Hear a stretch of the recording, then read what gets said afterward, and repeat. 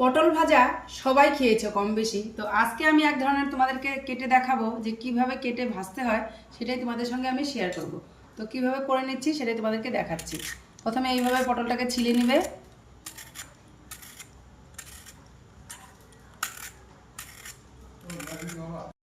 পটলগুলো সব আমি খোসা ছাড়িয়ে নিয়েছি।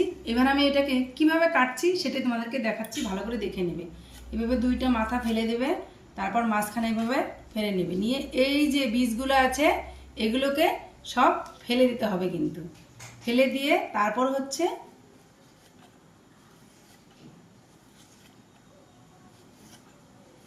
এই যে এইভাবে করে সবগুলো কেটে নেবে। পটলগুলোকে আমি এইভাবে কেটে নিয়েছি, কেটে ধুয়ে নিয়েছি। এবার হচ্ছে এগুলোকে আমি ফ্রাই করব। পটলটাতে আমি নুন মেখে রেখেছিলাম, জল বেরিয়েছে, জলগুলো আমি ফেলে দিয়েছি। এবার এখানে একটু আমি পরিমাণ মতো হলুদ দিয়ে দিব। হলুদটা মেখে নিব, আর অল্প একটু লাগবে।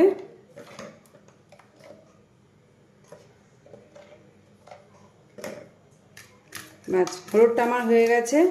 এবার এগুলো হচ্ছে আমি ফ্রাই করে নেব।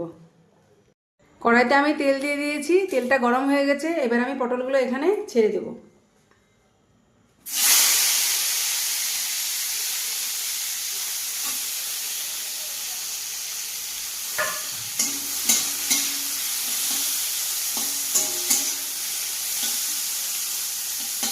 নেড়ে চেড়ে গ্যাসটা একটু সিম করে নেব। পটলটা আমার ফ্রাই করা হয়ে গেছে, দেখো কি দারুণ লাগছে না? এইভাবে করে খেয়ে দেখো, অবশ্যই টেস্ট আলাদা হবে।